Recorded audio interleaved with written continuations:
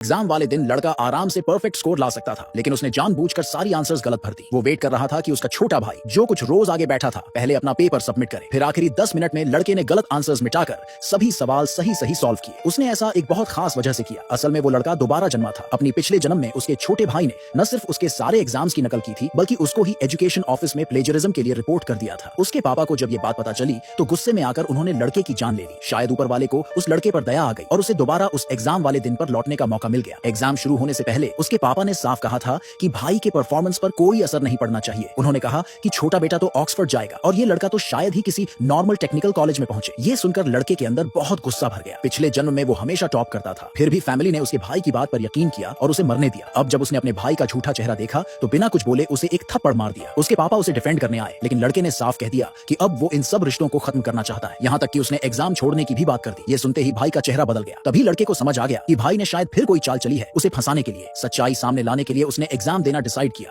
और वादा किया कि इस बार भाई की चाल कामयाब नहीं होगी। उसने टीचर से रिक्वेस्ट करके अपनी सीट बदलवा ली ताकि वो भाई के आगे बैठे। उसे पता था कि आगे और पीछे वाले पेपर्स अलग होते हैं, तो अब भाई नकल नहीं कर पाएगा। जैसा कि उसने सोचा था, उसने जल्दी से एग्जाम फिनिश कर दिया, लेकिन उसका भाई घबराया हुआ लग रहा था। जब लड़का पेपर जमा करने गया तभी उसका भाई तेजी से आगे बढ़ा और लड़के के पेपर को देख लिया, जो कि बिल्कुल सेम था उसके पेपर जैसा। सवाल सेम थे, आंसर्स भी सेम। लड़का हैरान रह गया कि उसका भाई ये सब कैसे कर पा रहा है। जल्दी ही उसे पता चला कि भाई ने जानबूझकर टाइप बी वाला एग्जाम पेपर गीला कर दिया था, इसलिए सुपरवाइजर ने उसे आखिरी बचा हुआ टाइप ए पेपर दे दिया, वो भी वही वाला जो लड़के के पास था। इस बात से सबक लेकर मैथ के एग्जाम में लड़का कमरे के सबसे कोने में जाकर बैठा। उसे यकीन था इतनी दूर से भाई कुछ भी कॉपी नहीं कर पाएगा। उसने सारे क्वेश्चन सॉल्व कर लिए और आखिरी सवाल का जवाब खुद के बनाए हुए नए मेथड से लिखा। लेकिन जब वो पेपर जमा करने गया, भाई फिर पहले पहुंच गया और सुपरवाइजर के सामने शो करने लगा कि सिर्फ उसने ही वो ट्रिकी क्वेश्चन सॉल्व किया है, और वो भी खुद का बनाया हुआ तरीका यूज करके। लड़का शॉक्ड रह गया। उसने जल्दी से अपनी आखिरी क्वेश्चन की मेथड बदल दी, लेकिन जब वो फिर से उठा उसने देखा कि भाई के पेपर में सब कुछ सेम था। अब लड़के को शक होने लगा कि कहीं कोई उसे स्पाई तो नहीं कर रहा। उसने अपना पेन चेक किया कि उसमें कहीं कैमरा तो नहीं है, लेकिन कुछ नहीं मिला। अब वो डिसाइड कर चुका था कि इस बार भाई को कोई मौका नहीं मिलेगा। जैसे ही भाई ने देखा कि लड़का लिख नहीं रहा,